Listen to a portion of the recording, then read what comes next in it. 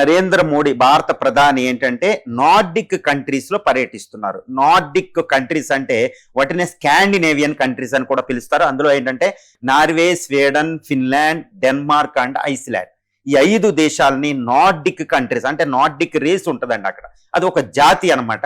అదో సాంస్కృతికంగా అది వస్తుంది. అందుకే నార్డిక్ కంట్రీస్ లేదా స్కాండినేవియన్ కంట్రీస్ అని పిలుస్తారు. ఈ Norway, Sweden, Finland, Denmark and Iceland ఈ 5 దేశాధినేతలు ప్రైమ్ మినిస్టర్లు అక్కడ భారత ప్రధాని ఓస్లోలో ఉన్నప్పుడు కలిసి ఇండియా నార్డిక్ అనే ఒక సమ్మిట్ డిస్కషన్ జరిగినాయి. యాక్చువల్లీ ఇది లాస్ట్ ఇయర్ జరగాలి. పహల్గాం దాడి వల్ల భారత ప్రధాని అక్కడికి వెళ్ళలేకపోయారు.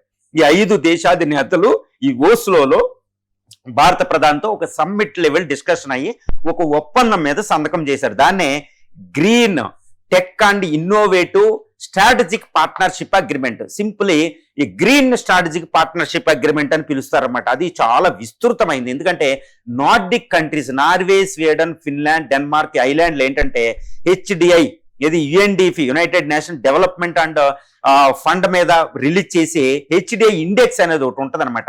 హ్యూమన్ డెవలప్మెంట్ ఇండెక్స్, మానవ అభివృద్ధి నివేదిక.